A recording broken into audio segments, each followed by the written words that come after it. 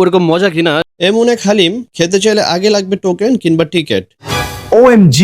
কি অবাক হলেন?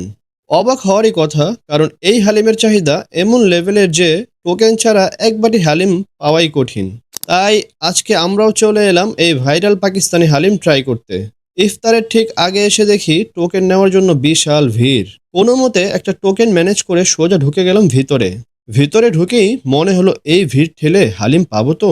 ঠিক তখনই দেখি বালতি ভরে নতুন হালিম আসছে, আর একটু সামনে গিয়ে দেখি পুরো এক পাতিল হালিম আবার নতুন করে রেডি হচ্ছে। সো টেনশন শেষ, আমাদের হালিমও ঠিক টাইমে পেয়ে গেলাম। এবার প্রশ্ন হলো, এই ভাইরাল হালিমের টেস্ট আসলেই কেমন? তো এই সেই বিখ্যাত পাকিস্তানি হালিম, যেটা নাকি আমি লালবাগে গেছিলাম নেওয়ার জন্য। এটার যে ভিড়, এটার যে মানে দেখলাম টোকেনের সিস্টেম, তো এখন খেয়ে দেখার পালা যে আসলে কি এটা ওরকম মজা কিনা যে এত ভিড় দেখলাম। বিসমিল্লাহ। ফ্লেভারটা আসলে খুব মজা। মানে নর্মালি যে হালিমটাগুলো আমরা খাই, যে হালিমের মধ্যে মাংস টুকরা থাকে, কিন্তু এটা পুরো গোস্তটা মিক্স করে দেওয়া, যেটা এখানে প্রতিটা আপনার বাইটে কিন্তু গোস্তের ফ্লেভার পাবেন। সো ওই হিসাব করলে হালিমটা আসলেই পাকিস্তানি হালিমের মতোই লাগছে। যদিও পাকিস্তানে গিয়ে খাই নাই, তবে আমার কাছে খুব ভালো লাগলো এই খাবারটা। তো এটার ভিড়, এটার টোকেন, এই সব মিলে কিন্তু 300 টাকার এই বাটিটা ওর্থ ইট। খেয়ে খুব ভালো লাগলো। দারুণ, এটা আসলে অথেন্টিক।